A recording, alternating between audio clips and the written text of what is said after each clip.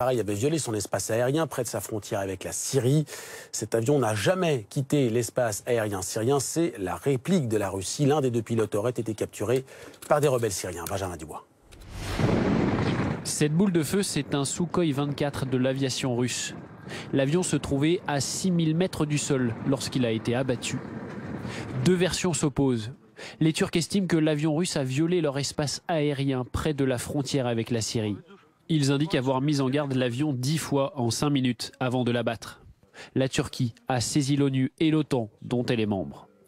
De leur côté, les Russes affirment que ce Sukhoi 24 n'a jamais quitté l'espace aérien syrien.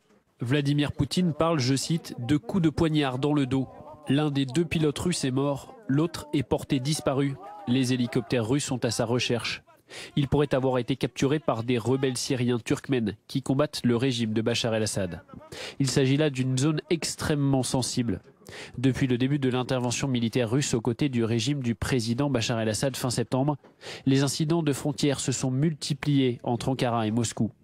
Le 3 octobre dernier, des chasseurs turcs avaient intercepté un avion militaire russe engagé en Syrie qui avait violé leur espace aérien et l'avait forcé à faire demi-tour.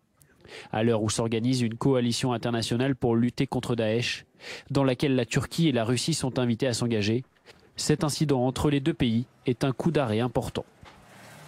Et on en parle avec Jennifer Nock, la correspondante de BFM TV à Moscou. Moscou qui a tout de suite dit que cet avion se trouvait bien dans l'espace aérien syrien et non dans l'espace aérien turc. On retrouvera Jennifer Nock un peu plus tard. Vladimir Poutine hausse le ton alors qu'une réunion